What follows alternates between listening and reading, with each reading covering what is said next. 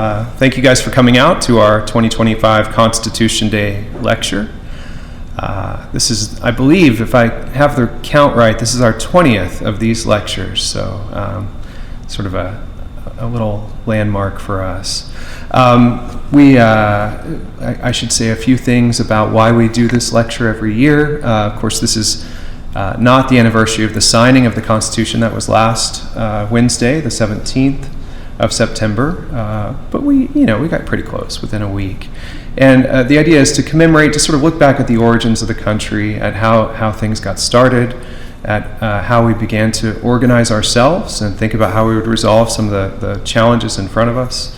And we're really thinking this year about not only looking at the Constitution, but also the 250th anniversary coming up of the Declaration of Independence, and the relationship between those two documents, between sort of the decision to break from England, to no longer be a series of colonies, but to be a separate nation, and think about what government meant for us, why we would have government and its relationship to rights, and then the reflection on the failures of that initial revolution to form a more perfect union under the Constitution.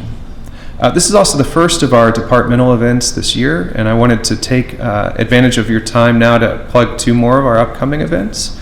So in this very room, next Wednesday, we'll be showing a French film called Pepe Le Moco.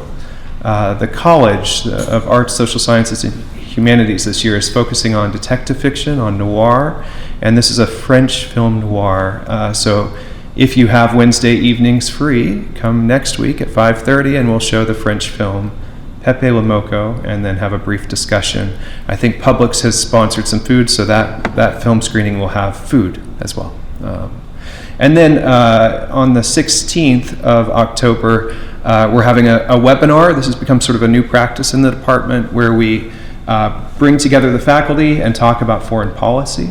So we'll be looking at the pivot to Asia and challenges in sort of removing ourselves from affairs in Eastern Europe and in the Middle East, and turning towards thinking about what we need to be doing, where risks might be in Asia. So if you want to join us for the Zoom webinar, we would love to have you there. Tonight's speaker is Dr. Jane Calvert, and we met a few years ago, about a decade ago, at a conference, and she made an impression on me because she was new in the kind of work I was doing, and I was beginning to do this kind of documentary editing work. And I thought with the 250th anniversary of the Declaration approaching, this would be the perfect speaker to have for Constitution Day because of Dickinson's unique relationship, John Dickinson's unique relationship to each of our founding documents, to the Declaration, to the Articles of Confederation, to the Constitution. And so she already spoke to some of you in class earlier today, but this is maybe moving forward a few years into his career. She's going to focus on his contributions to our Constitution. Please join me. Oh, one more thing, I suppose, a practical announcement. Turn off your ringers, right, so that it doesn't disrupt the lecture. Anytime we in the department bring a speaker in, we do leave time, insist on leaving time at the end for there to be questions from the audience. So as Dr. Calvert is speaking, I would like it if you would think about what you could contribute to this event. Your question, what question would you ask Dr. Calvert? We're very aware of sort of concerns in the community about diminished capacities to have civil discourse. Yeah, I don't think that's a problem here at UWF. I see lots of evidence that it's not a problem, but I think part of why it's not a problem is because we have lots of opportunities for people to come together and listen to one another and speak. And so you get sort of used to it. This is a great occasion for you to practice asking a question, thinking about how you would put the thing that's concerning you, troubling you, into words, and then hearing the response from an expert that frankly we don't have on campus. Dr. Calvert, we have no one on campus who knows the things that Dr. Calvert knows. Really, there's no one in the nation that knows the things that Dr. Calvert knows about John Dickinson and his contributions to the beginning of this country. So with that, then, as introduction, please join me in welcoming to the podium Dr. Jane Calvert.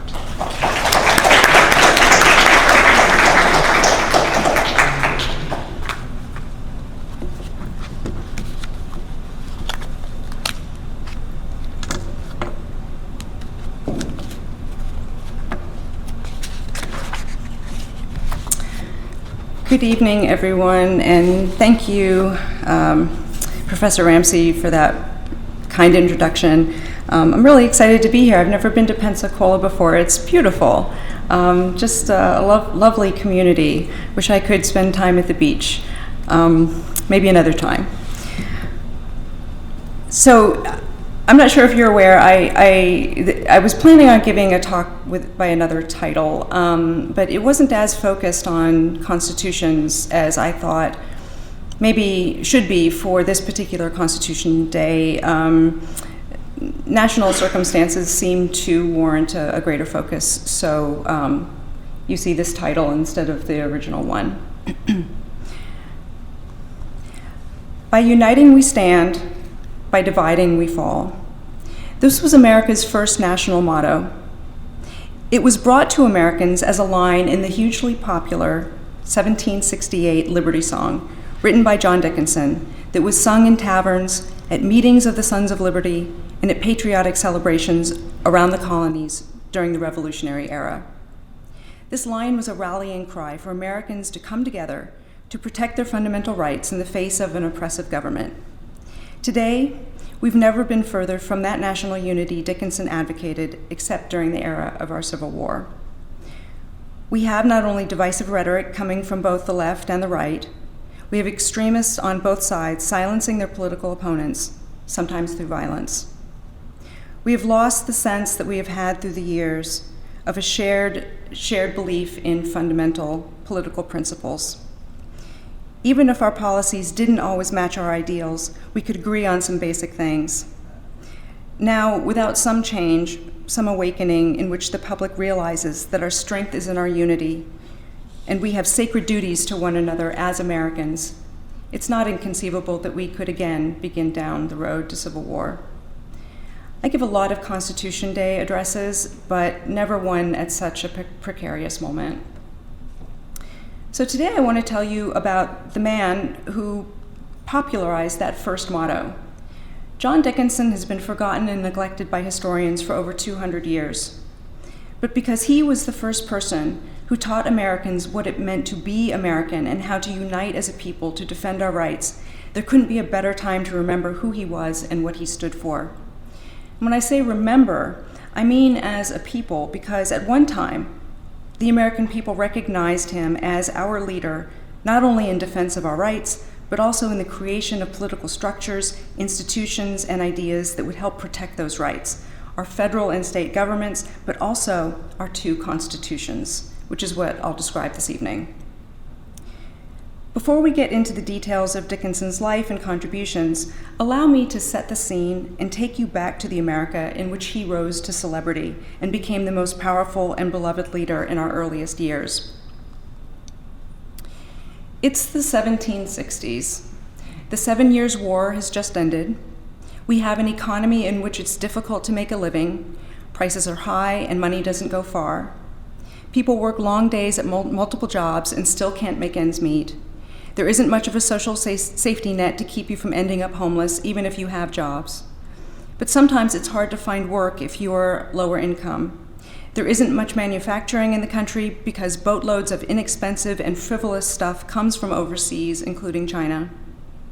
Healthcare is very hard to get, and it's not very good. If you get sick, there isn't much help. Vaccinations are hard to come by, and a lot of people are skeptical of them because they don't understand the science behind them. There is significant economic inequality. A few Americans are very rich, while most are struggling to get by.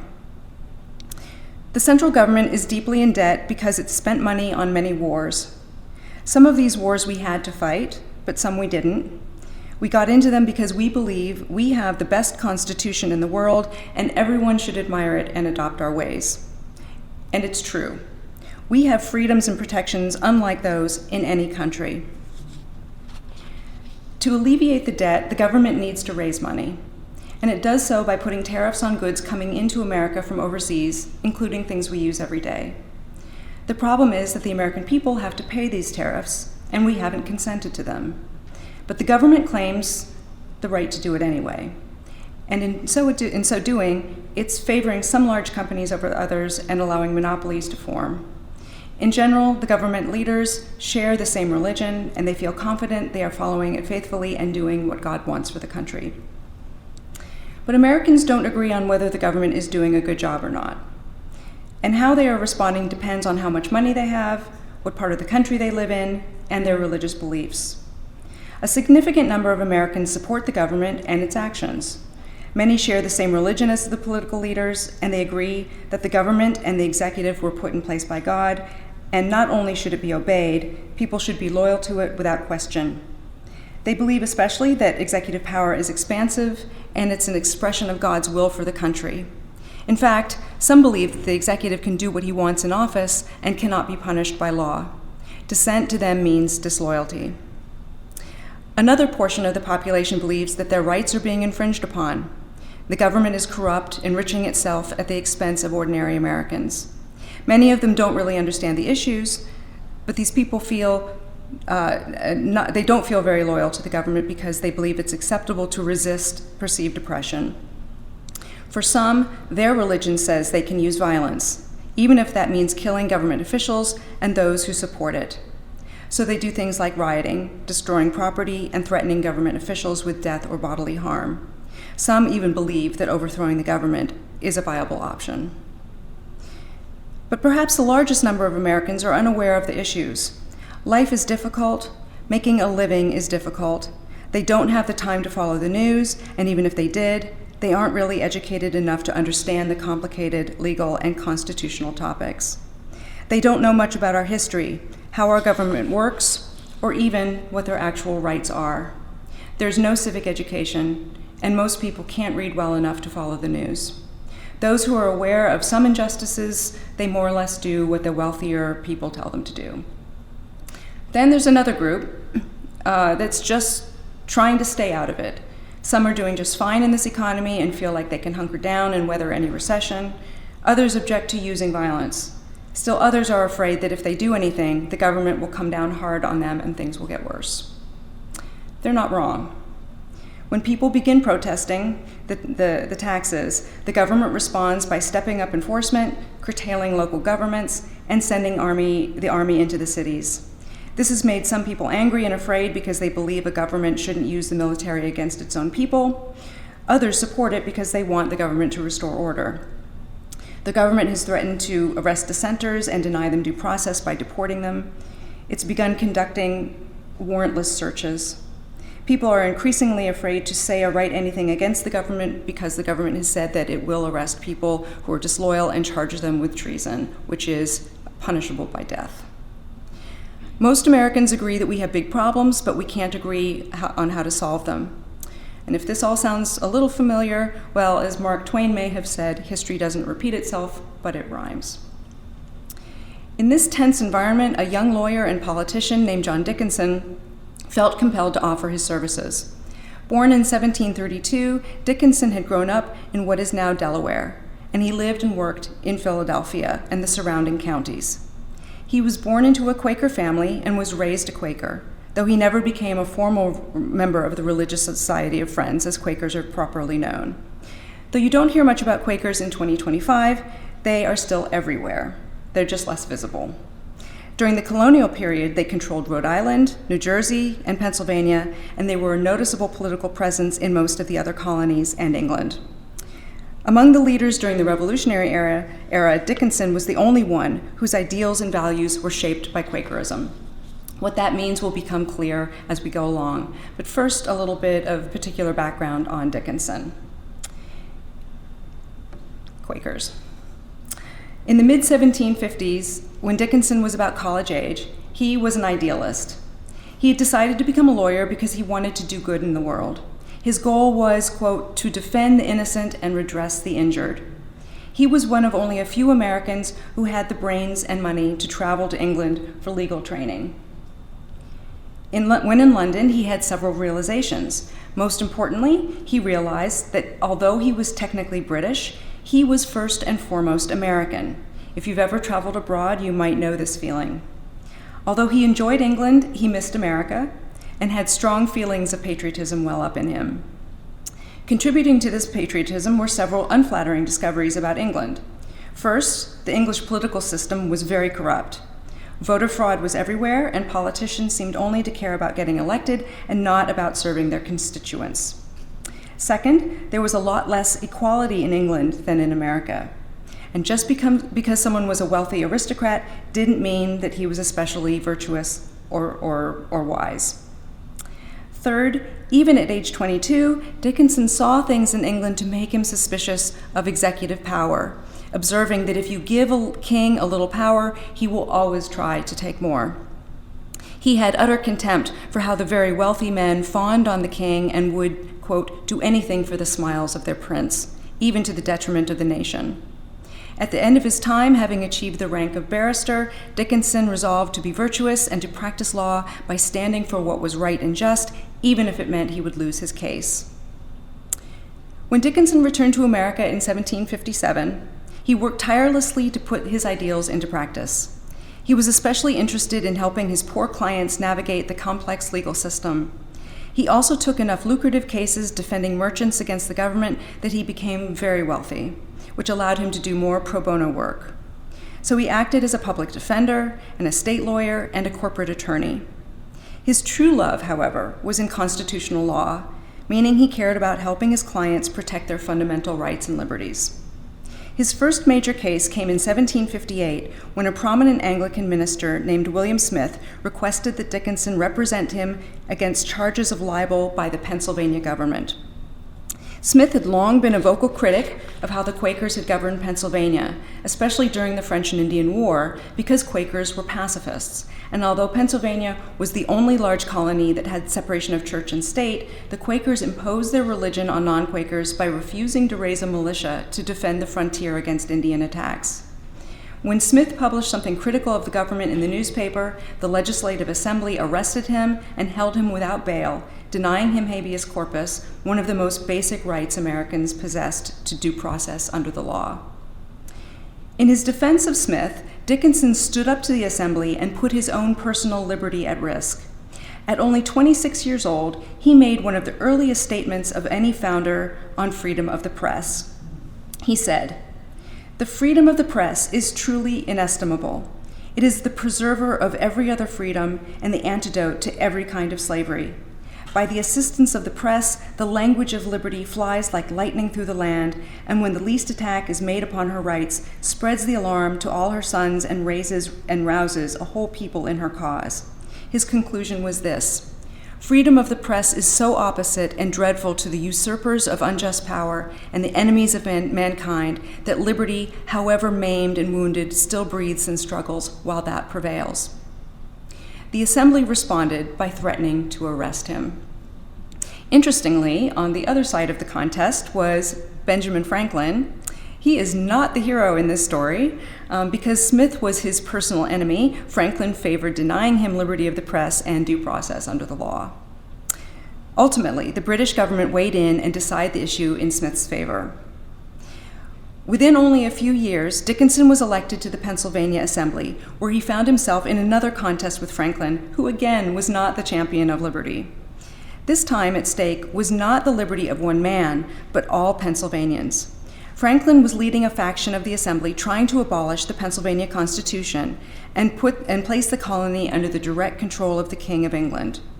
Dickinson rejected Franklin's plan for several reasons, which came from his Quakerly beliefs. The first was the preservation of religious liberty that was guaranteed in the Pennsylvania Constitution. Second was something that would become hugely relevant in the next decade: the idea that constitutions were perpetual. Now, by constitution, I mean both a frame of government and fundamental laws, so the civil constitution, and also the body politic, so a united group of people living together under government and laws. Quakers were proponents of both the permanent and perpetual constitution because they were ordained by God. Man should not destroy them, and Dickinson believed this as well. And here's where it gets interesting. A problem arose for people like Quakers who were religious dissenters. What if the civil constitution was unwritten, as it was in England? And what if it contained provisions outlawing your faith? What do you do? The British government was entwined with the Church of England, and it had passed laws against dissenters like Quakers. What do you do if the government is oppressing you? How can you change an unwritten civil constitution? Well, Quakers devised two solutions. One was that you have to change the body politic. They did this by a tactic they invented that we now call civil disobedience. And let's be clear what this means, because it's often misunderstood. Civil disobedience is the public, nonviolent breaking of unjust laws with the intent to raise public awareness of the injustice and create change from the bottom up that will then be put from the top down. When the Quakers used civil disobedience in the 1660s to assert their right to worship, to assemble, to worship freely, and to speak freely, they met with a brutal response. But as pacifists, there were beatings and whippings and brandings, imprisonment, torture, and executions.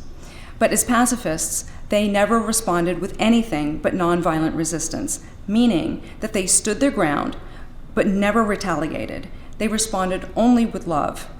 Their ultimate goal was to persuade the public, first, that they were not a threat, and second, that their cause was so righteous that more people should join them. By becoming martyrs, innocent victims of an oppressive regime, they convinced non-Quakers of the righteousness of their cause, and the laws against them were changed. Most Americans became familiar with Quaker civil disobedience through the work of Martin Luther King Jr. in the civil rights movement of the 1960s. He, like John Dickinson, was mentored by Quakers. King learned that aggression and oppression must be met with firm but peaceable resistance, and those resisting must keep love in their hearts towards their oppressors. And why? Because they are all part of the same Constitution which God commands us to preserve. In practical terms, nonviolence is also more effective. Violent force must be met with nonviolence, or the conflict will quickly escalate, and the victor will be not the party that is right, but the party that is strongest. The only way to preserve unity of the people is to resist peacefully and persuade the oppressors and the public to change their ways and the laws. If it goes badly for the dissident, well, martyrdom is a very effective publicity tool. And I should note that civil disobedience is really only effective in democratic systems. It is unlikely to work in a fascistic regime such as Nazi Germany, where life is not valued. There was also another way Quakers solved this problem of how to change a constitution. Write it down. When they were hauled into court in England, frequently the judges cited no law. Quakers demanded that they point to something in writing to justify their decision, and when they could not, Quakers refused to acknowledge wrongdoing.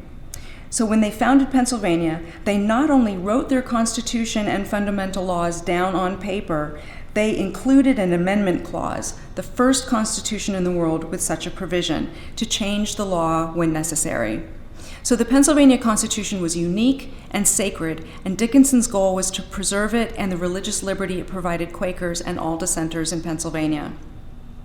Another reason Dickinson thought that Franklin's plan to hand Pennsylvania over to the king was dangerous was because at this moment, in 1764, the British government was making plans to violate the rights of the colonists. Remember, the colonists were British, and as Britons, they enjoyed all the same protections of their rights as native-born Englishmen, such as habeas corpus and consent to be taxed. But because the British Constitution remained unwritten, the government could simply make new laws that violated these basic rights. Now, after the very expensive 7 Years' War, the government needed money, and America looked like a good source. The central question of the American Revolution was this: what is a people to do if the government is oppressing them? In 1765, Parliament passed the Stamp Act to raise revenue by requiring a royal stamp on all paper items. Americans were furious. They believed that there should be no taxation without representation, without consent. And on this they were clear, but they were much less clear about what to do. Elites wrote indignant pamphlets to one another discussing the problem in sophisticated terms, but no one wrote anything to ordinary Americans so they could understand the issues. And no one wanted to propose any resistance anyway, because the only thing they could think of to do was violence, like rioting, which could quickly get out of hand and lead to much worse things for the colonists, such as charges of treason, the death penalty for individuals, and worse oppression of individual colonies. Nevertheless, leaders of northern communities, such as Samuel Adams in Boston, began inciting mobs of ordinary Americans to riot that targeted government officials, vandalized their homes, and threatened their lives. That autumn, rioting spread from New England down the coast to Philadelphia. Meanwhile, John Dickinson had been attending the Stamp Act Congress in New York, where he had taken the lead in drafting its two documents, the Declaration of Rights and the Petition to the King. As the rioting spread, he realized that he needed to help ordinary Americans understand how to resist the oppression in the most effective way. So he addressed a short broadside to friends and countrymen and explained to them in clear and simple terms how the Stamp Act was violating their rights and why it was so dangerous. It was a precedent, a test by the government to see if Americans would tolerate it. Their obeying the law would give it legitimacy, and more taxation would follow. Dickinson next described exactly what they should do. He proposed the Quaker tactic of civil disobedience, advising Americans to simply go about their business as usual, taking no notice of the Stamp Act. This would be a virtual repeal of the law, after which the British government would be compelled to repeal the law actually. If Americans did this, they would resist the unjust precedent without violence, giving the British government no justification to send in the army to put down their protest. Dickinson's broadside was picked up and reprinted around the colonies. Although it came too late to effect the repeal of the Stamp Act, the novel ideas made an impression on the colonists. 2 years later, however, when the Townshend Acts were passed, the colonists had forgotten all about their fury at the Stamp Act. And these new taxes were much worse. They weren't restricted to just one type of item. Instead, they levied a tax on many items that Americans were required to import because they were forbidden by law from manufacturing in the colonies: paint, paper, glass, and other necessities. And they enacted other dangerous things, including suspending the legislature of New York and a law for sending Americans overseas for trials. But strangely, Americans seemed unconcerned. No one was discussing resistance. So Dickinson again took up his pen and wrote the document that launched him into international celebrity, Letters from a Farmer in Pennsylvania. These 12 remarkable letters did the same thing he had done in his broadside against the Stamp Act. He explained to ordinary Americans in clear and compelling language exactly why the Townshend Acts were dangerous and urged them to unite in peaceful resistance. While showing the utmost respect for the British Constitution, they should firmly reject the laws. What's more, invoking the patriotism he had realized during his time in London, he urged them to see that they were Americans and their unity was their strength. This was the first time the colonists were asked to see themselves as having an American identity distinct from Great Britain. What's perhaps most striking is that unlike any other American writer at the time, Dickinson spoke directly to all Americans, including the poorest and the lowliest laborers, those without learning or property.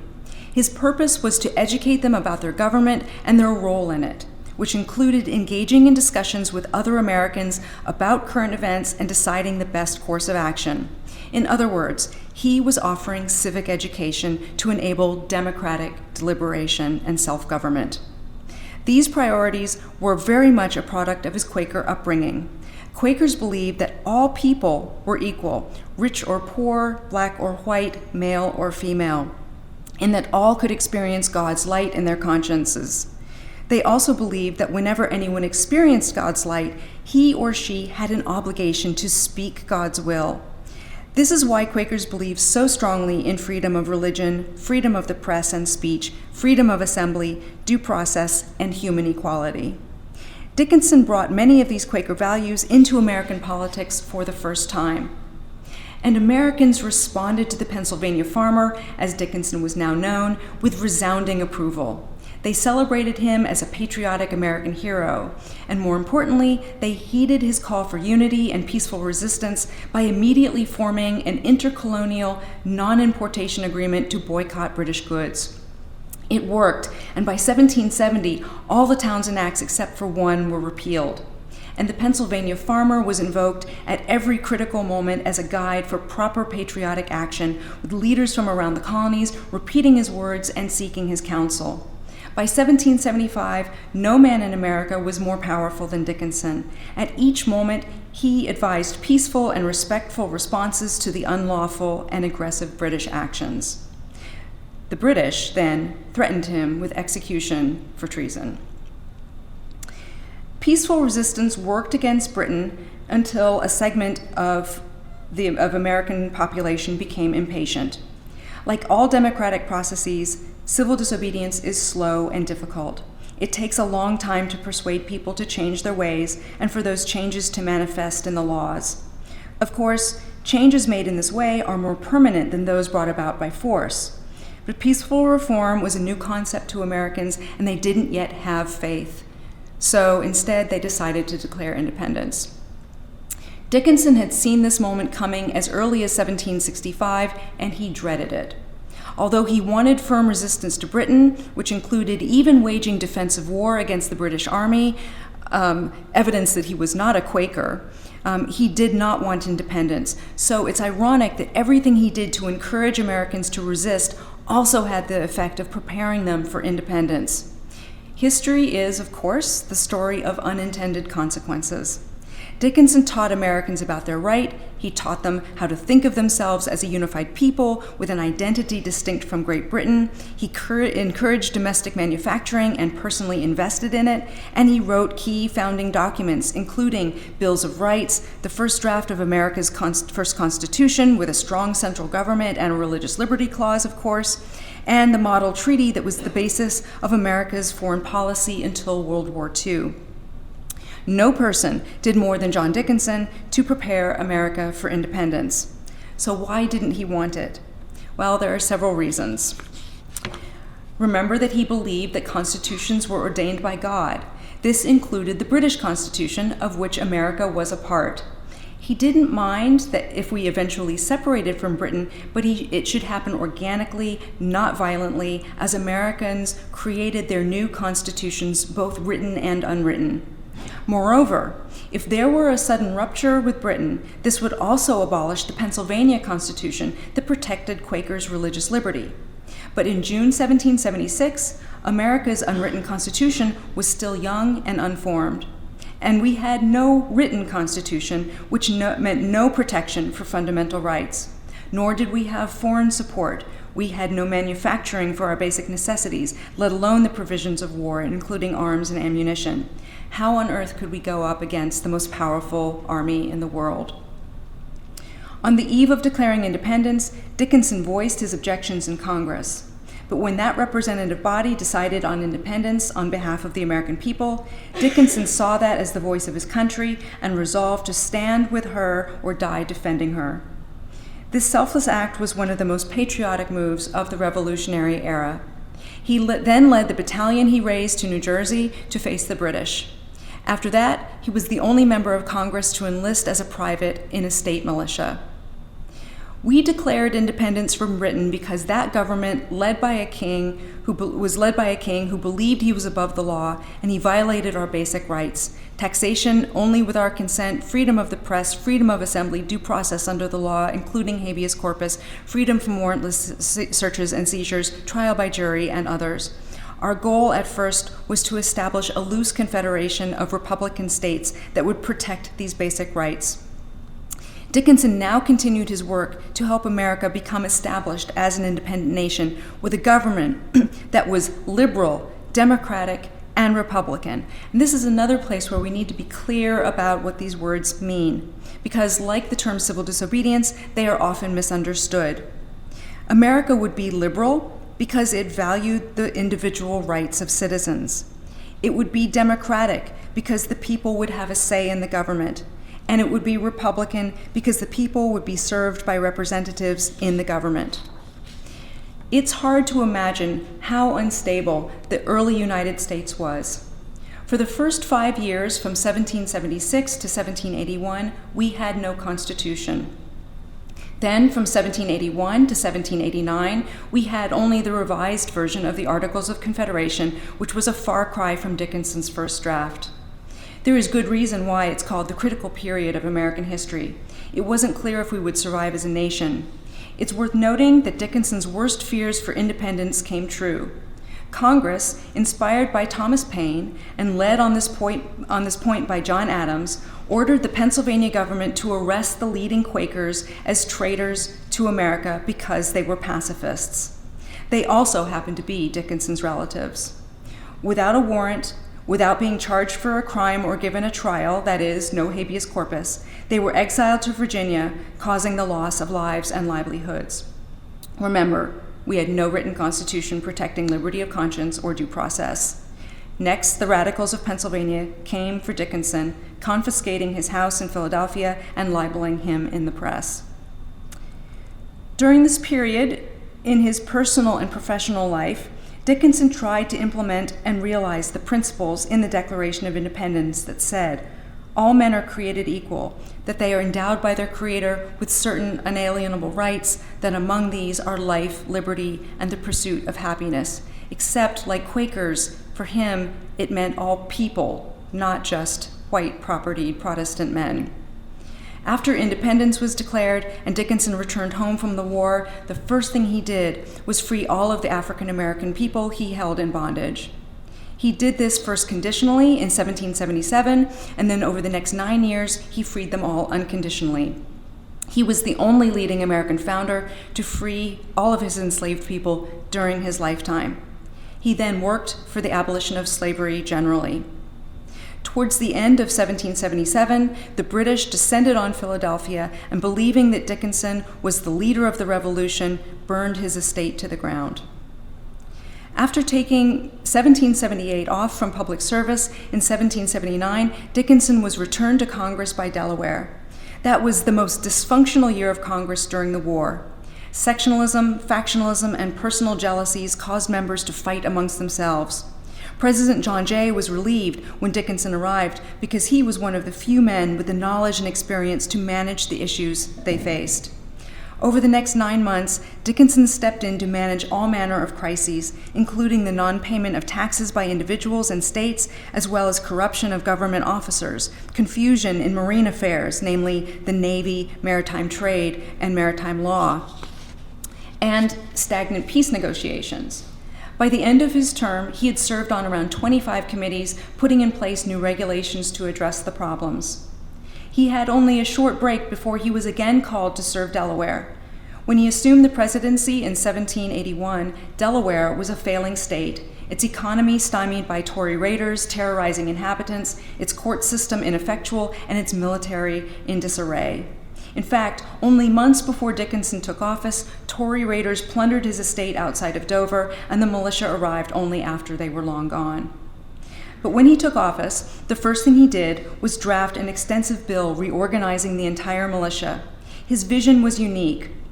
Rather than thinking of this fighting force as a provincial militia responsible only for protecting the limited territory of Little Delaware, Dickinson imagined it as a force that might be called upon by the central government to join in defending the United States as a whole. In other words, he anticipated what became the National Guard. And he didn't stop with writing the bill. He then wrote a drill manual for the troops based on the famous manual Baron von Steuben presented to General Washington, adding his own essay on Republican principles in an introduction. He then personally reviewed the troops to ensure they met his standards. His colonels praised him as their units transformed into an efficient fighting force and a model for other state militias. Dickinson did the same for the rest of the state's systems. Before his first year as president of Delaware was finished, Dickinson was elected president of Pennsylvania's Supreme Executive Council. Not only was it one of the largest and most powerful states in the Union with its own uniquely challenging problems, it was also the seat of the dysfunctional United States government. Moreover, the two governments were weirdly related to one another. Both governments met in the same building, the Pennsylvania State House, and the Pennsylvania Supreme Court was also the United States Supreme Court. So when Dickinson assumed the presidency of the Executive Council, that meant he was also the head of the Pennsylvania judiciary, so the United States judiciary. In short, as president of Pennsylvania, Dickinson was once again one of the most powerful men in America. His role as commander-in-chief of Pennsylvania was even more dramatic than in Delaware. He managed several potentially explosive matters by de-escalating rather than inflaming the situations.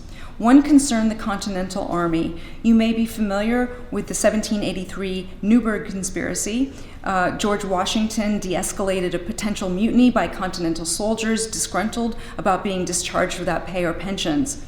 Dickinson did the same in a more volatile situation known as the Mutiny of 1783. Continental soldiers marched on the State House and threatened Dickinson's life if they didn't receive redress of their grievances. They were apparently encouraged by members of Congress seeking an excuse to depart Philadelphia, one of whom was young Alexander Hamilton. Congress demanded that Dickinson call out the Pennsylvania militia to quell the uprising, but Dickinson refused, knowing that doing so would only escalate the situation. Instead, he demanded that the Continental officers appear before him and then scolded them for their disrespect. Soldiers immediately apologized and departed peacefully. Dickinson's handling of this incident, along with his own military service and his advocacy for veterans of the Revolutionary War, led him to be admitted as an honorary member to the Society of the Cincinnati, which was normally restricted to officers in the Continental Army. One of Dickinson's primary concerns expressed in his speech against independence was that Americans did not know on what grounds we are to stand with regard to one another. He meant the states, and he believed that there should be a constitution or at least treaties between them to prevent hostilities. But there was virtually nothing. So what happened in Pennsylvania was predictable. Long-standing tensions between Pennsylvania land speculators and Connecticut settlers in Pennsylvania's Wyoming Valley erupted into a full-fledged civil war in 1784. This situation was actually something Dickinson had been dealing with since the colonial era. Again, he didn't want to call out the militia against his own citizens. This was a fundamental principle that the militia should never be deployed against civilians as the British did during the years leading up to the Revolution. Rather, civil unrest should be handled by civil police forces and the courts. Dickinson's strategy was successful. Without militias to assist the Pennsylvanians, eventually the conflict subsided, but it was a stark reminder that Americans needed an umpire. President Dickinson also managed tense legal situations that foreshadowed issues that would arise in the Federal Convention a few years later. One example concerned legal due process for alleged criminals. The Pennsylvania Supreme Court declared a man named Aaron Doane to be an outlaw, which meant he would be executed without a trial by jury. But when Doane was captured, Dickinson refused to sign his death warrant without due process, defying his longtime friend Thomas McCain, who was the Chief Justice. But Dickinson's was the future of America. Bills of attainder, otherwise known as outlawry, were banned in the U.S. Constitution. At the end of Dickinson's presidency of Pennsylvania in 1785, he advocated a number of changes he would like to see in Pennsylvania and the nation. In Pennsylvania, he hoped for laws that would protect vulnerable individuals. He wanted pensions for veterans protected, he wanted women to be allowed to divorce and receive alimony, and he wanted prison reform so that incarcerated people could be rehabilitated and returned to society. Most importantly, however, he wanted the weak and ineffectual Articles of Confederation to be amended. An incident in Massachusetts the following year highlighted the need for change. In the summer of 1786, Shays' Rebellion in Massachusetts was sparked when political corruption led to a debt crisis and farmers rebelled. Initial efforts to use the militia to quell the rebellion led to members of the militia joining the rebels, justifying Dickinson's refusal to call the militia in the Mutiny of 1783. The incident made people realize that American liberties and rights could not be preserved under the Articles of Confederation as ratified. And in fact, American liberty itself was in jeopardy. The immediate result was the Annapolis Convention in the fall of 1786. Dickinson attended as a delegate from Delaware, where he served with a couple of youngsters, Alexander Hamilton and James Madison. He was immediately named chairman of the convention, which made sense considering he was the elder statesman and he had, of course, drafted the first version of the Articles 10 years prior. It turned out that there were not enough delegates from the states to amend the Articles, so instead they called for a constitutional convention the following year. Dickinson's letter to Congress with the call was read to Congress in February 1787. Dickinson's critical role in creating the United States Constitution has been underappreciated, to say the least. So this famous picture you're probably familiar with, and there is Dickinson way in the back. But despite his being in ill health for most of the convention, he participated all summer, offering key contributions to our government. He offered insights and arguments on many topics, but I'll mention just a couple of highlights. First and most importantly, he provided the solution to the main problem facing the Constitution: what representation in Congress should look like. There is evidence that he had the fundamental principle in mind for maybe 20 years. But at least in 1782, when he was president of Delaware, and then a couple of years later in his Pennsylvania presidency, he depicted the relationship between the United States government and the individual states like a solar system, with the central government being orbited by the states like planets. He brought this metaphor to the Federal Convention when he described how representation should work, that one branch of Congress should represent the states equally and the other should represent the people proportionally. This effectively solved the problem of divided sovereignty that led to the American Revolution in the first place. Though at first the convention ignored him, they eventually adopted his idea, which we now call the Connecticut Compromise. The second area where Dickinson made notable contributions is on the issue of slavery. He was one of the few delegates to speak against slavery on moral grounds. The previous year, he had freed the remaining black people he enslaved, and he was now attempting to get slavery abolished in Delaware.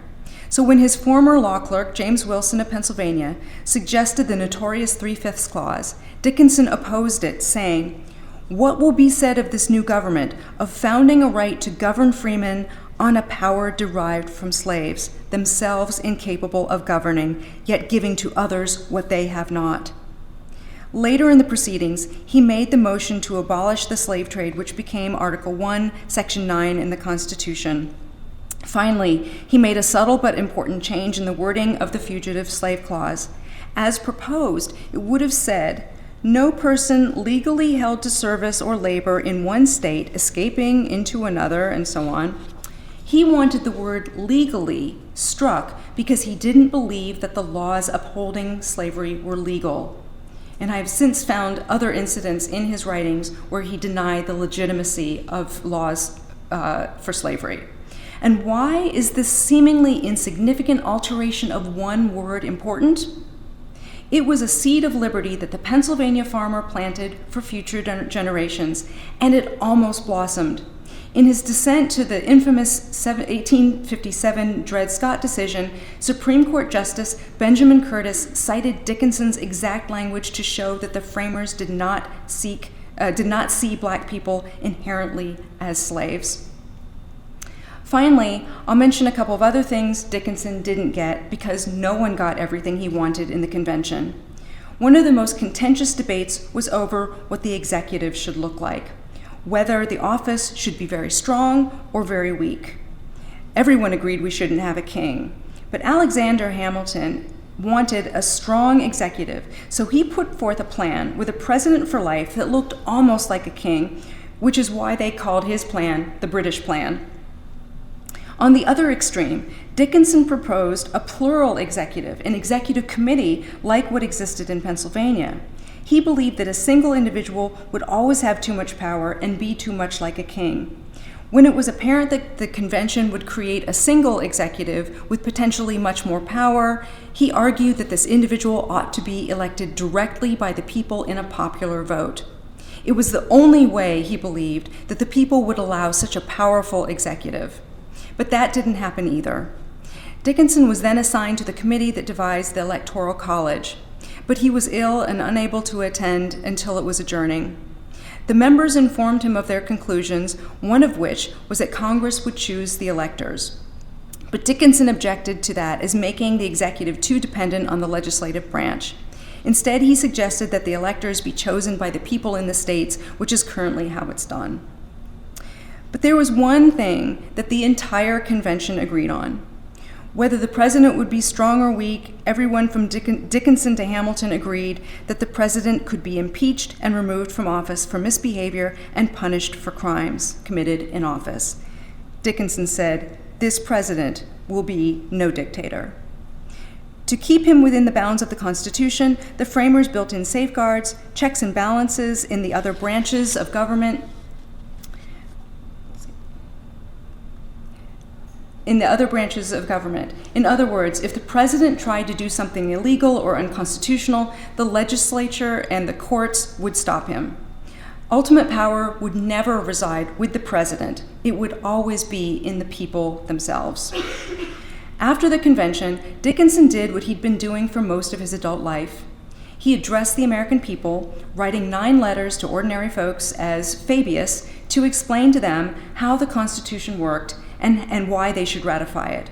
The letters focused on the democratic character of the new Constitution and the importance of virtuous participation of all Americans. He recognized that, like today, there are people in the country with differing views. But he warned against people without principles who would want a weak government and would want public convulsions so they could exploit the situation to their advantage.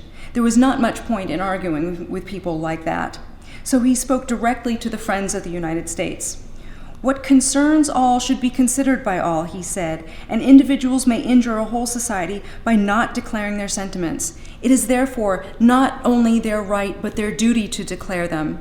Weak advocates of a good cause or artful advocates of a bad one may endeavor to stop such communications or to discredit them by clamor and calumny.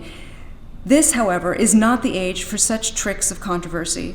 Men have suffered so severely by being deceived upon subjects of the highest import, those of religion and freedom, that truth becomes infinitely valuable to them, not as a matter of curious speculation, but of beneficial practice. A spirit of inquiry is excited, information diffused, judgment strengthened.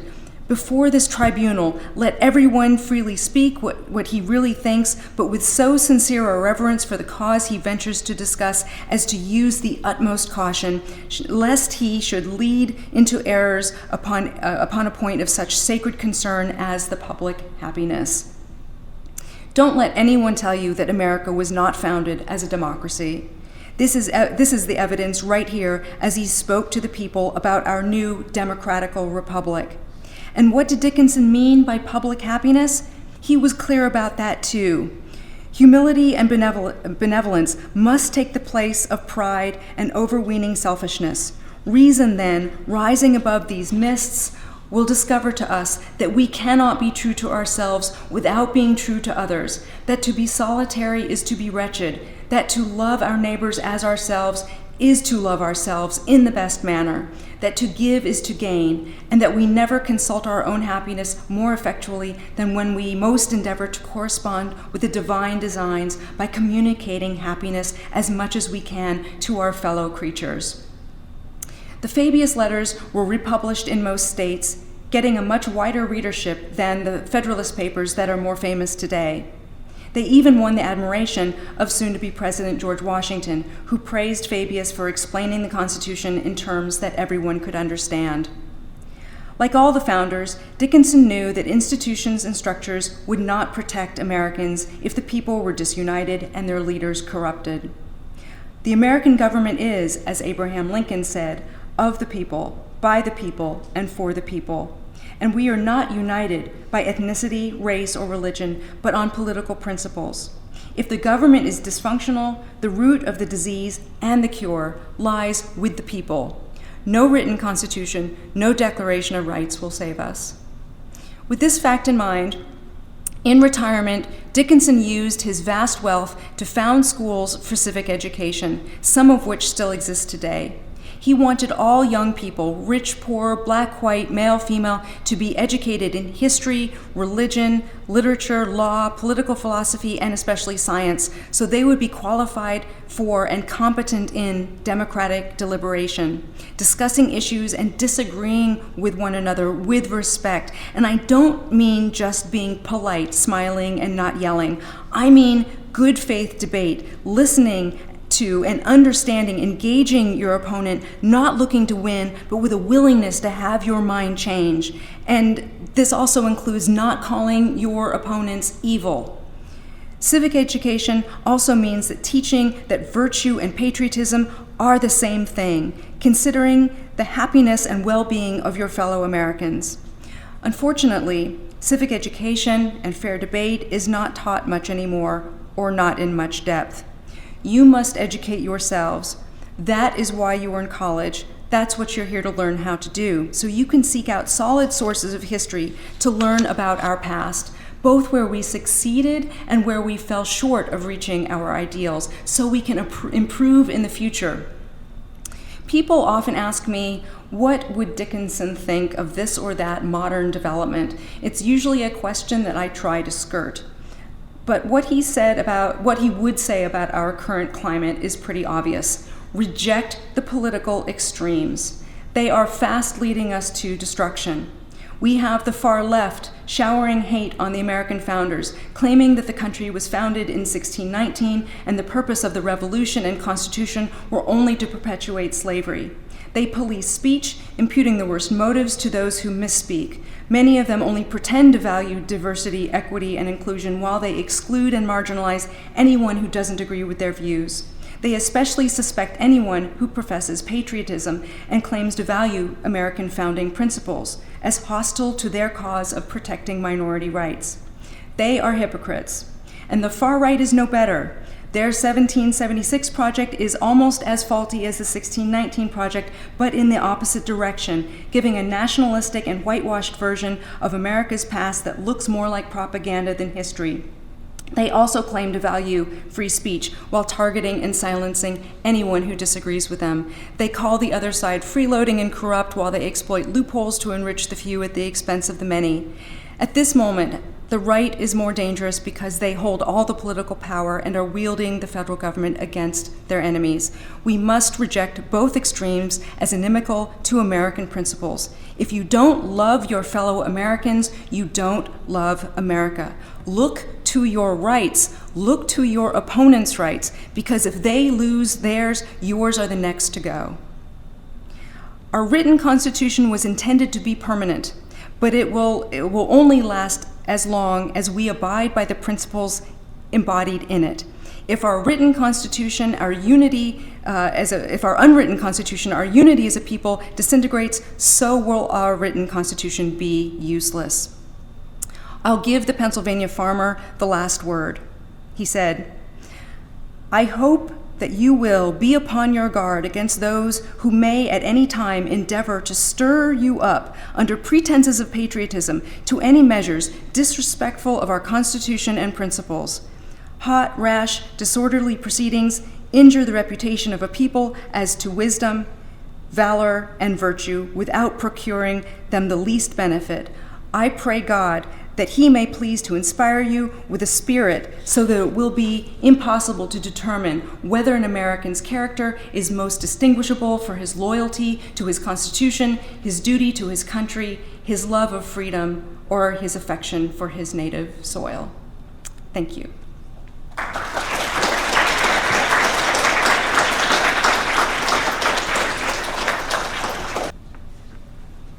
Hello. Hello. Pleasure to meet you. Doing a sound check right now. I would like to know more about how Dickinson would recommend we defend freedom of speech and freedom of media. If you would.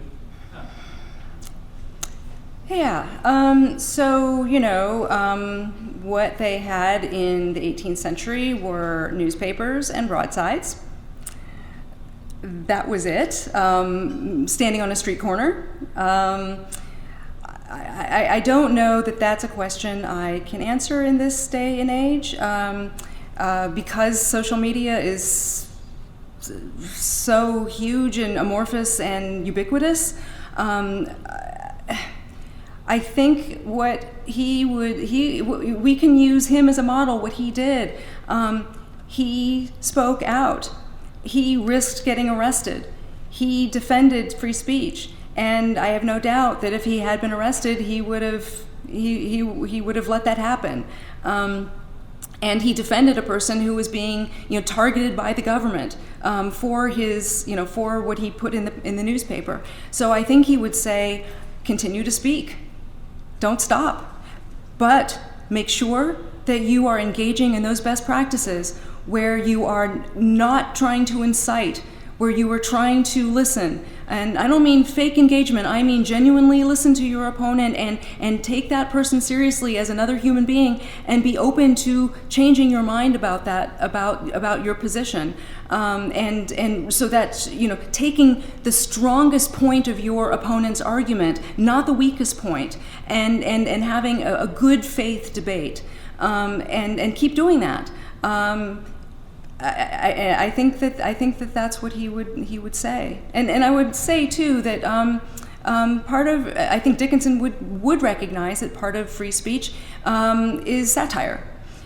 He himself engaged in some satire and wrote at least one really pretty hilarious thing. Now it wasn't targeted at. It was targeted at a member of the government, but he was also in that government at the time, so I think it could still fall. Yeah, I think he still could have been brought up on charges if he had been discovered. But yeah, I think he would say just keep doing it, and respectfully. Thank you. Yes.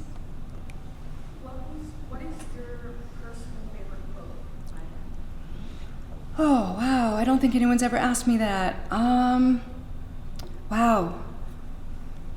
I mean, I gave a lot of my favorites in here, but, honestly, every time I open his readings again and reread stuff that I've read before, I find new things that are really quite amazing. So, I don't know that I should probably do some work and try to find one, so at least I have an answer to that question. Right now, there are kind of too many to pick, but I'm gonna do that. I'm gonna see if I can have one that I can whip out for a question just like this. Thank you for prompting me to do that. Yes. This is more related to your work in general. I remember you telling us that before you began your research on John Dickinson, there wasn't very much out there that was in depth, and I don't know where I'm going with that, but Yeah. It wasn't very in depth, Yeah. and you wanted to be that person to find that. Since you began your research and your work, have you seen more sparks of care in John Dickinson and more research done? So that's a great question, and just for the cameras, I'll repeat it. The observation was that when I began work on Dickinson, there really wasn't very much out there on him and not very much interest. And the question is whether I have noticed more interest in Dickinson since I began my work. I would say 25 years later. It's been a long time. Yes, I do. In fact, I would actually point to your class, which I visited earlier today. I was super impressed by how much you all knew about him. I don't know if that has anything to do with my work. I hope so. But it's also a little bit hard to tell right now because at the 250th, the semi-quincentennial, a word you should all learn how to say, there's just interest in the founding and interest in the founders, and so I'm getting a lot of interest in my work from that. But who knows if that will, persist after that this semi-quincentennial moment. I think I see pockets, when I go and speak places, or people contact me about having read the biography that I just released. It's called Penman of the Founding, and it came out last year with Oxford University Press. And So yeah, I mean, I think there is. I think that maybe the test will be after the semi-quincentennial fervor has subsided. Will Dickinson make his way into textbooks? That's what needs to happen. He needs to be in textbooks so that people start learning about him in grade school, and he needs to be in textbooks at the college level as well. I think maybe I'll live to see that. I hope. Yes.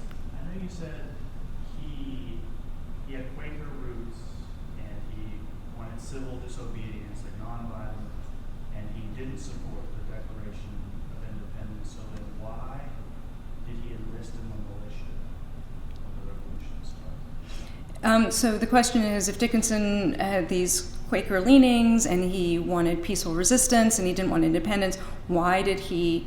He didn't just enlist in the militia. He actually founded a unit. So he was right in 1775. He was actually there, not just forming a unit, but writing policy and drilling and doing all those things that. And at one time, he actually controlled the entire Pennsylvania militia, even though he was only a colonel. So yes, why? Well, he did believe the thing that kept him from being a Quaker was that he believed in the lawfulness of defensive war. That meant that God said that if a people is attacked, the people may defend itself. So, of course, America was being attacked by the British Army, and so he believed that we had the God-given right to defend ourselves against that army. Now, he thought, and actually he wasn't wrong about this, in his speech against the Declaration of Independence, he said, look, we don't need to declare independence. We can wait, and if we just wait a little bit, give the British a couple of failed campaigns, and they will come around to offering us everything that we wanted in our first petition that we issued in 1774. Just give them a couple of failed campaigns. Well, that's exactly what happened. After the Battle of Saratoga, which the British lost in 1777, they sent the so-called Carlisle Commission to negotiate with Americans and offer us everything that we had asked for in 1774. And Dickinson wrote down his notes that he intended to say to them, and he said, look, you know what, too little too late, and now even I am a supporter of American independence. And I was the one who didn't want it. So even I know that you have to recognize this. And if you're not going to recognize our independence, no deal. And so the Carlisle Commission went away and the war continued. But yeah, I mean, he was, really a proponent his entire life, from the time he was a young man in England until his dying day. He was a proponent of citizen militias. So a people could defend itself against, either foreign attacks or domestic insurrections. Thank you for the question. Yeah. Yes. So you said that John Dickinson opposed the Declaration of Independence, but he also was one of the first people to advocate for a collective American identity, and he was opposed to the splintering of government under the Articles of Confederation and involved heavily in the writing of the Constitution. So before the War for Independence, did Dickinson envision some sort of unified American state before that, and what did that look like? Yeah, that's a great question. Basically, before independence, did Dickinson envision a unified American state?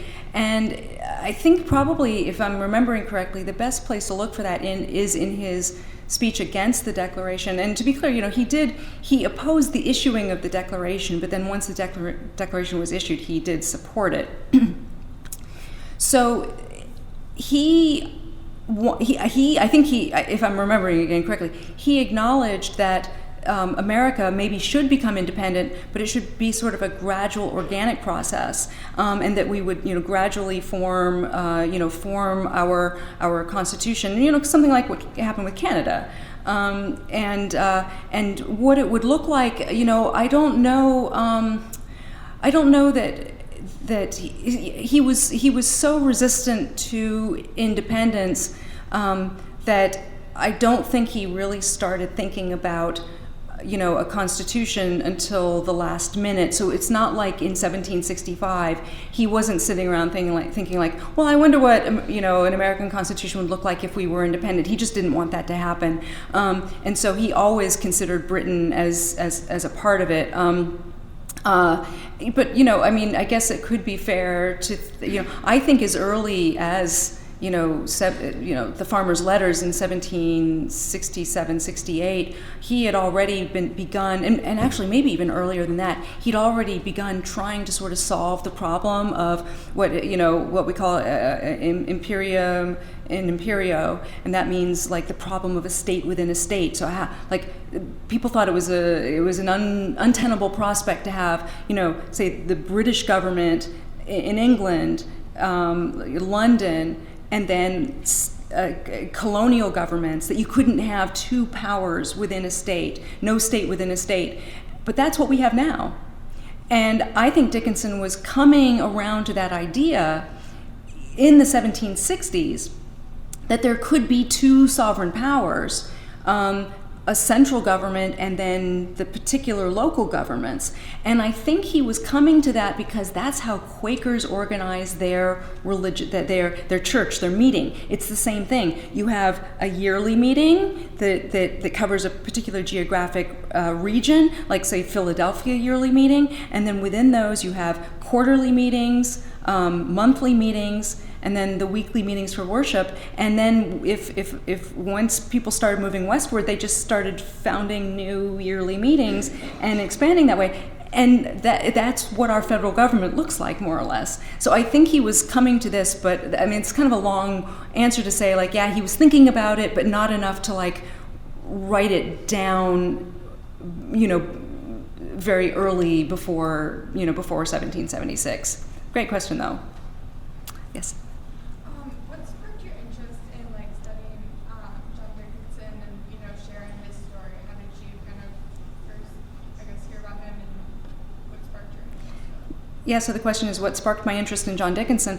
Well, I had no intention of studying the Revolution or founding father, but so I went to a Quaker college, and I'd never heard anything about Quakers before I went to this college, and I frankly did not learn very much about Quakers at this college, and I got maybe not the best impression of them. It was sort of the first wave of political correctness. There was a lot of policing of speech, which I found problematic. And so when I went into graduate school, I actually had no intention of studying Quakers, but they were everywhere. They were everywhere in the 17th and 18th century, and they were really problematic, and they were agitators, and they were doing all kinds of really interesting things. And then the more I researched Quakers, the more I kind of thought, well, these are some really interesting people. And I started attending meeting, and I thought there was a lot that was really, really great about them. But I myself never wanted to become a Quaker. And so then when I saw Dickinson, people were like, "Oh, well, is he a Quaker? Or is he not a Quaker?" And I was like, "Well, he's a fellow traveler. I recognize that because that's what I am, and I think I can explain him." And so I started explaining him, and I've never stopped. And my poor husband who has to listen to me talk about John Dickinson all the time. Yeah. In your view, do you think John Dickinson's resistance to the independence of America helped stabilize the revolution at the time, or the hesitation kind of held it back at the time? That's a fabulous question. It is. Did his reluctance to go for independence stabilize the revolutionary movement, and kind of holding it back? And absolutely, he built in some really major delays. And so when the Second Continental Congress met in the spring of 1775, the question was posed, well, so what are we doing here? Because Lexington and Concord had just happened, so open hostilities, blood had been shed, and the delegates they said, well, what are we doing here? Are we going for independence, or are we, trying for reconciliation? And interestingly, John Adams said, no, well, we don't like Parliament, but a dependence on the crown is what we own. And Dickinson was very much in agreement, and so he proposed 3 ways to proceed. we could petition, we could prepare for war, or we could send agents to negotiate, or we could do all three. And they debated, another petition. We'd already tried a petition and nothing had happened, and some people weren't very happy about that. Weren't super happy about negotiating either. Preparing for war was a no-brainer. We were going to do that, but then eventually the Congress agreed to send another petition, which is called the Olive Branch Petition, which you probably have heard of, and we wrote, the Congress wrote the Declaration on the Causes and Necessity of Taking Up Arms, and Thomas Jefferson wrote a first draft that was really kind of weak and kind of wimpy, and so Dickinson got a hold of it, and he made it really angry and really, really robust and really like hostile, and basically his goal with both the petition and the Declaration, which both passed unanimously, they were both to prevent war. The petition would supplicate before the crown and basically make no claims and just beg the king to intercede with Parliament. And Dickinson hoped it would succeed, but he knew that it might not. And so the purpose of that petition was to, among other things, delay. And what would delay allow us to do? Build up the military, prepare the military, make guns and ammunition, because we had to make that ourselves, and we didn't have any manufacturers to do that. And so like there were people like John Adams who got very irritated that Dickinson, in his very powerful position, was holding things back. But then later, after we declared independence, John Adams said, "Oh yeah, those delays were really good. It cemented the Union." I mean, it didn't. He was wrong about that. We still had all this chaos. But I mean, if it had been up to the people of Boston, they would have popped off and had a revolution in 1768 or something, or 1770. And guess what would have happened? It's a counterfactual, but sometimes that's fun. The British would have smacked them down and taken over all the governments, and then we'd be British now and Anglicans, and so yeah, the delays were critical to the success of the revolution. Great question. Yeah. I was interested to read about Fabius and see about Fabius, and of course we teach mostly Publius here. Yep. And so two defenses of the Constitution. You had put a passage up there from Dickinson where he talks about the need for citizens to be friends, for there to be love. Publius in the Federalist Papers talks about faction destroying republics, and men not being angels, and ambition needing to be set against ambition. So just what are some of the differences you notice in the way that they think about the Constitution, how he defends it compared to Publius? So the question is comparing the Fabius letters with the Federalist Papers.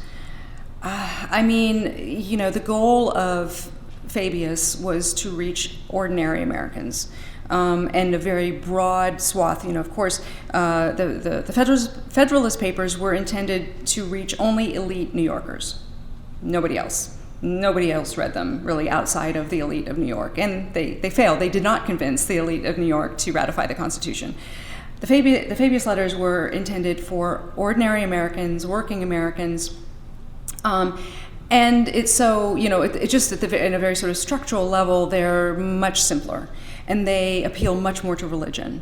I think that's obvious. I don't know. It's a good question. I can't say that I've ever really. I sort of live with it in a sense, but I hadn't really. I've not really sort of thought in detail about okay, so he makes this argument about this particular structure of government and comparing compare Fabius with Publius. It could be really fun. I could see a conference on that.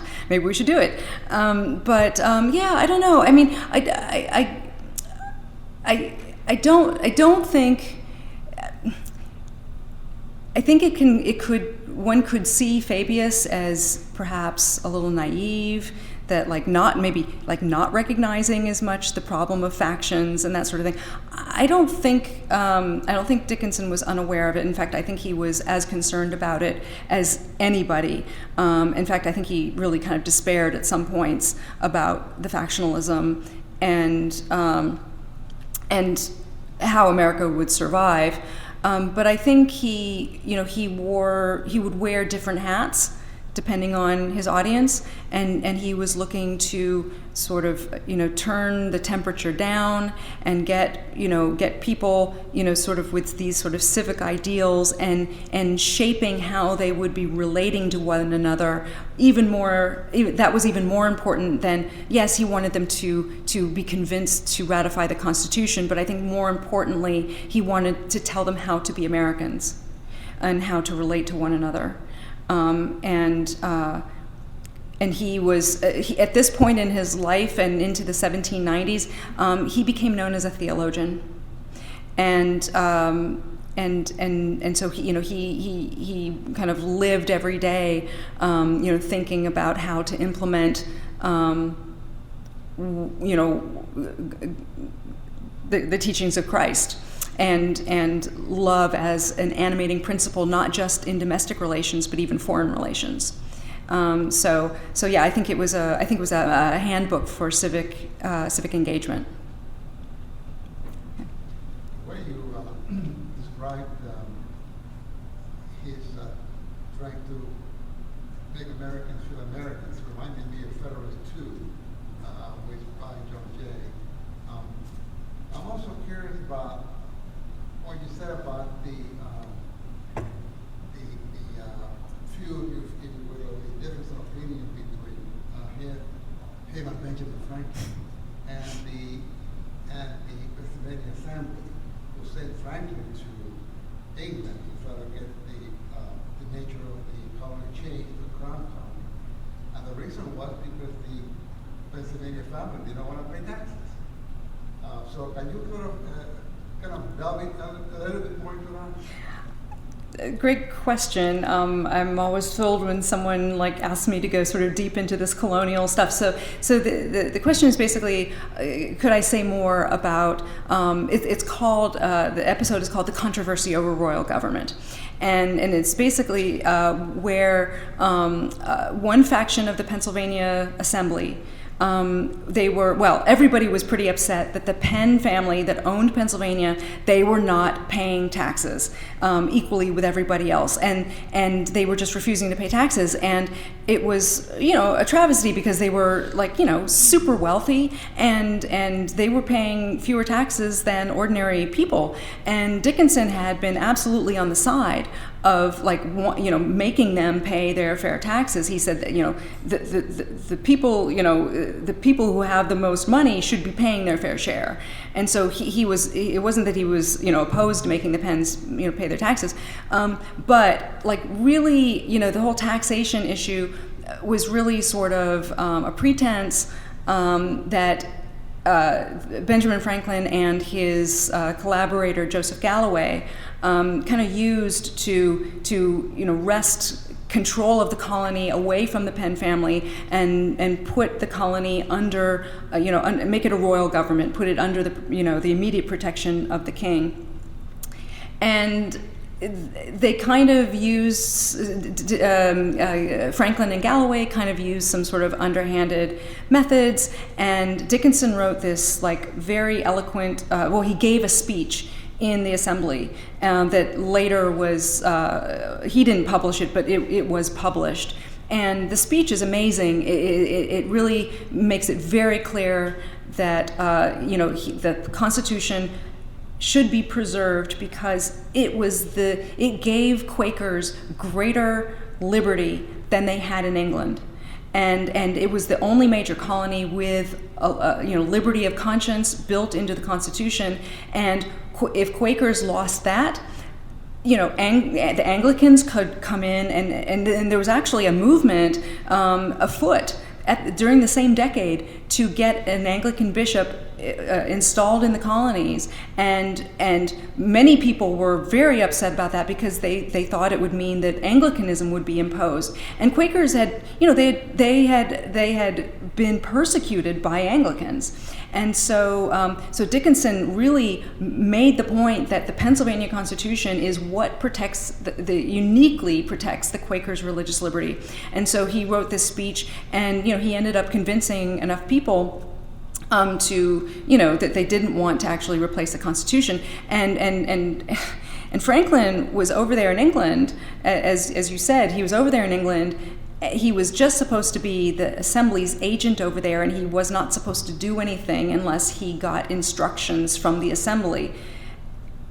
And he went ahead anyway and proposed this change of government.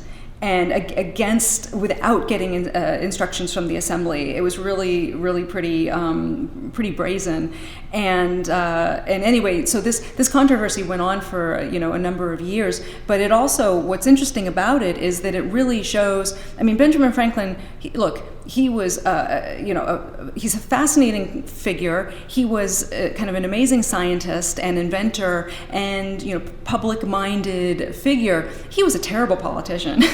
He was not good at it. He couldn't read the situation, and he was really while Dickinson and some others were watching the Stamp Act coming and saying, this is really bad, we don't want to be under the direct control of a royal government while this Stamp Act thing is coming down the pike. And Franklin was like, it's all right, they'll be fine with it. Americans will be fine with the Stamp Act. It's all good. And Franklin spent 10 years over in England angling for a position in Parliament. And the reason he came back over to America was because he failed in that and was so bitter and vindictive that's what turned him into a patriot.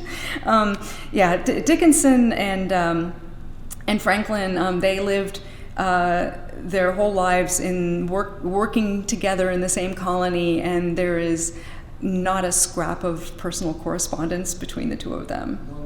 No love lost whatsoever. But respect. They did not. I think Franklin did not attack Dickinson, and Dickinson did not attack Franklin in print, because I think they both knew it would be sort of mutually assured destruction. Can I ask you also about the Albany plan? What did Dickinson do about it, or did he say anything, write anything about the Albany plan? I haven't seen anything. He was in London during that time, and I have never seen anything about it. I mean, I assume at some point he knew about it. I mean, they were getting, Pennsylvania papers over in London, but I've never seen any reference to it or mention of it. I would love to know what he thought of it, but nothing has surfaced in his papers, and we're now working on Volume 5, which is taking us from 1770 to 1774, and so we've passed the time when he would have, mentioned something about it, unfortunately. But good question. Albany plan, who knows? Yes. Last question. Okay, sorry. A lot of different Christian denominations or sects, they like to try to make a claim to the founding of America or principles in America.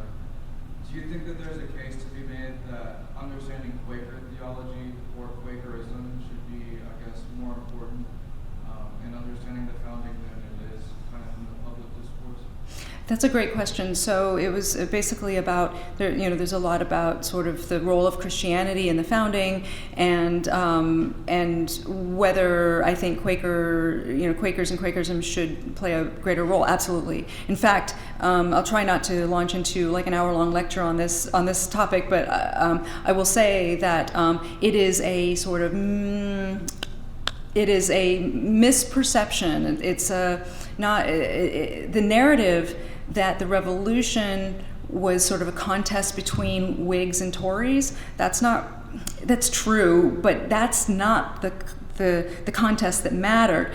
The Tories were sort of like the Anti-Federalists, a few years later. They were disorganized. They didn't want revolution, but they didn't want it for all different reasons, and so they weren't united, and they were not a force. They were not they weren't preventing the revolution. The Quakers were preventing revolution. They controlled Pennsylvania, which was the most central colony. It was one of the wealthiest colonies. It had the largest seaport. The Quakers were the wealthiest merchants, and they controlled the entire colony. And if Pennsylvania was not going to get on board with revolution wasn't going to happen, and they did not want it. And Dickinson was their leader at that point. And so, like Whigs and Tories, sure, Tories didn't matter. It was Whigs against Quakers. And so you cannot understand what actually happened in the American Revolution without understanding Quakers and Quakerism and Dickinson as sort of the spokesman for that position. So thank you for that question.